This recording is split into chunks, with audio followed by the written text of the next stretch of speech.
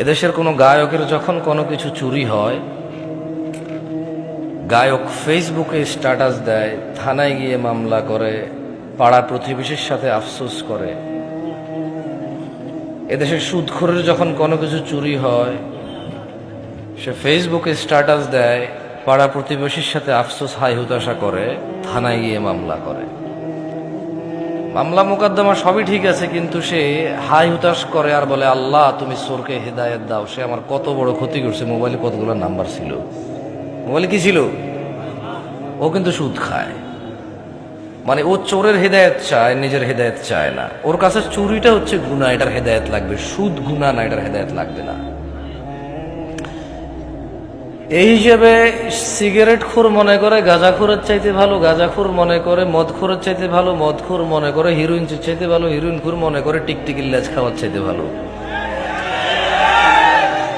আমার মতো জামশেদ মজুমদার হুজুর মনে করে দাড়ি টুপি রাখা সব চাইতে ভালো কাজ, কিন্তু মানুষের সাথে দুর্ব্যবহার করা খারাপ কাজ না।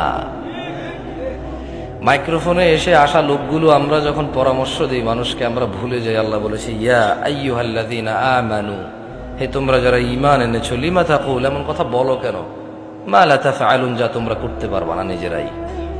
কাবুরা মাকতান ইনদাল্লাহি আন তাকুলু মা লা তাফআলুন, নিশ্চয় আল্লাহর কাছে ঘৃণিত কাজ হচ্ছে এমন কিছু যা তুমি অন্যকে বলো কিন্তু তুমি নিজে করো না। কেমন? এখানে প্রত্যেকটা রোগী চায় ডাক্তারের হিদায়েত, ডাক্তার চায় যে ম্যাজিস্ট্রেট তার পরীক্ষার নকল ধরেছে তার হিদায়েত,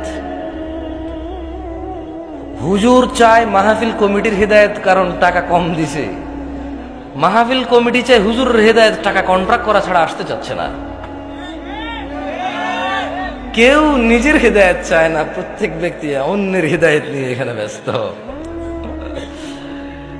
লা হাওলা ওয়ালা কুওয়াতা ইল্লা বিল্লাহিল আলিয়্যিল আযীম।